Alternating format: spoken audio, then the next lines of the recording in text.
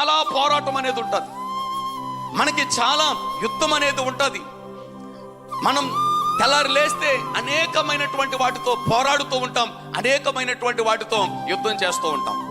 అయితే అవన్నీ పక్కన పెడితే ఒక 3 విషయాలు ఏంటి? ఆ 3 విషయాలు అని అంటే, ఒకటి మనం యుద్ధం చేయాల్సింది ఒకటి దేంతో అనంటే శరీరంతో.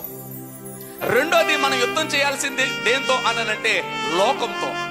తర్వాత 3 మనం యుద్ధం చేయాల్సింది ఎవరితో అనంటే అపవాదితో మనం యుద్ధం చేయాలి. అంటే ఒక విశ్వాసికి ఖచ్చితంగా ఈ 3 శత్రువులు అనేటువంటి వాళ్ళు ఉన్నారు. ఈ 3 శత్రువులతో కూడా మనం పోరాడాలి. ఈ 3 శత్రువులతో కూడా మనం ఏం చేయాలి అనంటే యుద్ధం చేయాలి. ఒకటేమో శరీరం, రెండోదేమో లోకం, మూడోది ఏంటి అనంటే సాతాను లేకపోతే అపవాది.